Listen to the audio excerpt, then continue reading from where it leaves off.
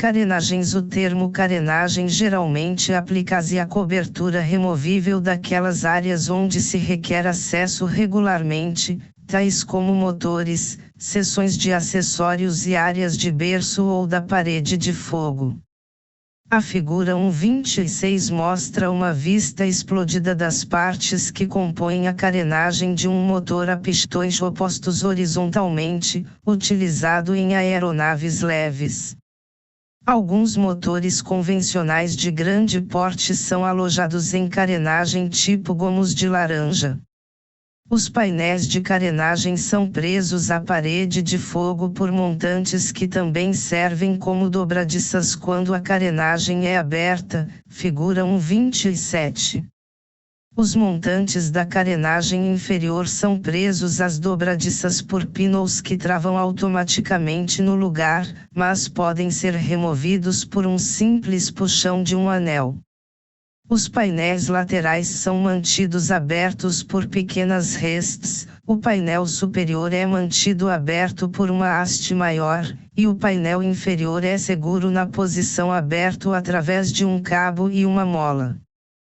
Todos os 4 painéis são travados na posição fechado por linguetas de travamento, que são presas fechadas através de travas de segurança com mola. As carenagens são geralmente construídas em liga de alumínio, contudo, geralmente usa-se aço inoxidável no revestimento interno traseiro da seção de potência, para flaps de arrefecimento e próximo às aberturas dos flaps de arrefecimento, e também para dutos de refrigeração de óleo. Nas instalações de motores a jato, as carenagens são desenhadas de forma bem alinhada com o fluxo de ar sobre os motores para protegê-los contra danos. O sistema completo de carenagens inclui uma carenagem de nariz, carenagem superior e inferior com dobradiças removíveis e um painel de carenagem fixo. Um arranjo típico de carenagem superior e inferior com dobradiça é mostrado na figura 1.28. Figura 1.23. Construção em colmeia da asa de uma grande aeronave a jato. 1.15. Figura 1.24. Bordo de ataque com estrutura em sanduíche colada na longarina. Figura 1.25. Berços de motor semimonocoque e de tubos de aço soldados.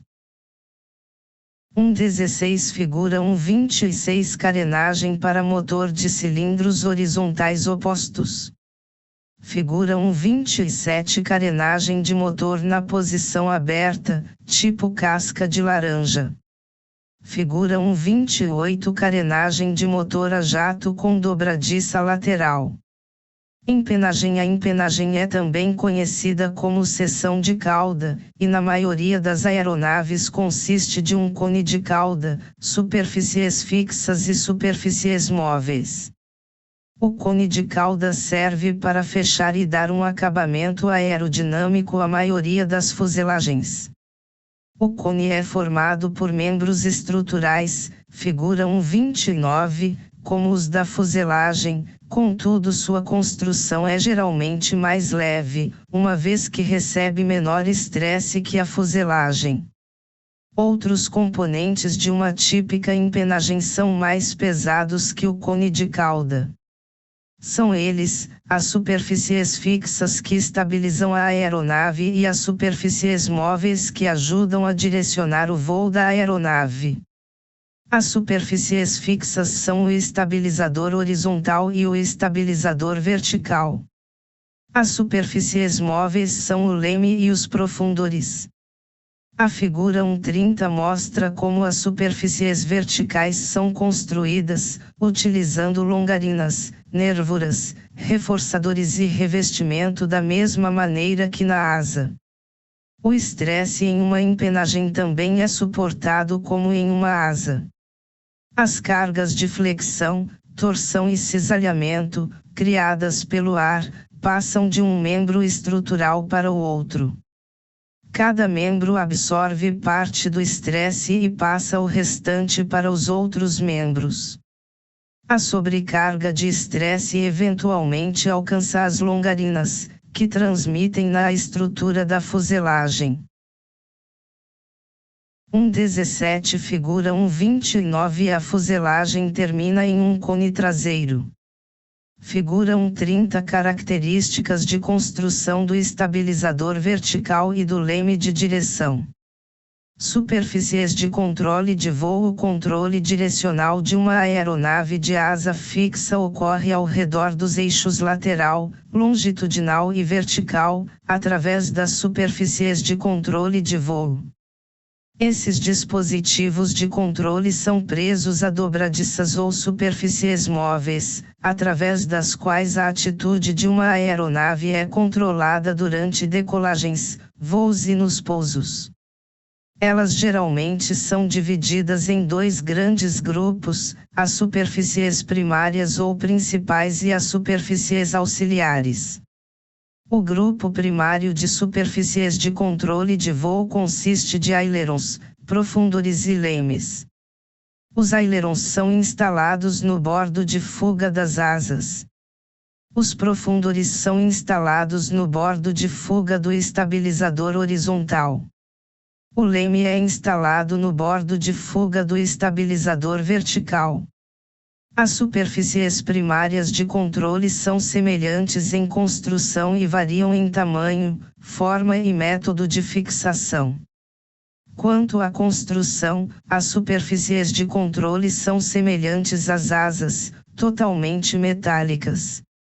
Elas são geralmente construídas em liga de alumínio, com uma única longarina ou tubo de torque. As nervuras são presas à longarina nos bordos de fuga e ataque, e são unidas por uma tira de metal. As nervuras, em muitos casos, são feitas de chapos plenos. Raramente são sólidas e, geralmente são estampadas no metal, com furos para reduzir o seu peso. As superfícies de controle de algumas aeronaves antigas são recobertas de tela. Contudo, todas as aeronaves a jato possuem superfícies metálicas devido à maior necessidade de resistência.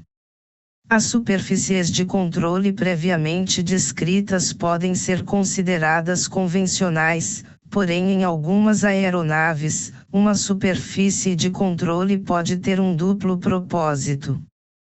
Por exemplo, um conjunto de comandos de voo, os elevons, combinam as funções dos ailerons e dos profundores. Os flaperons são ailerons que também agem como flaps.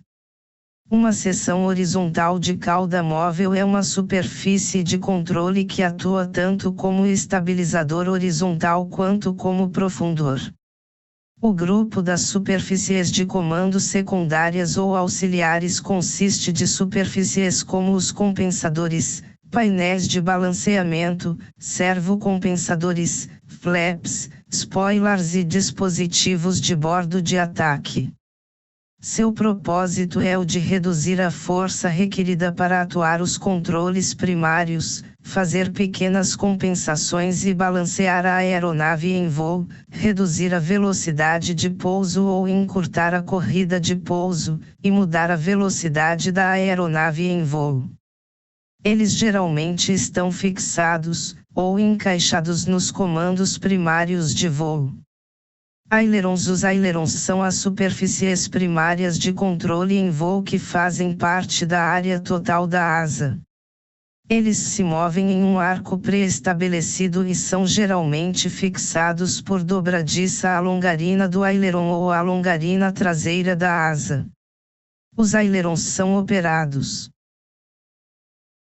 1.18 por um movimento lateral do mante, ou pelo movimento de rotação do volante. Numa configuração convencional, um aileron é articulado ao bordo de fuga de cada uma das asas. A figura 1.31 mostra o formato e a localização dos ailerons típicos aplicados em aeronaves de pequeno porte, nos diversos tipos de ponta de asa. Figura 1.31 Localização do aileron nos diversos tipos de ponta de asa.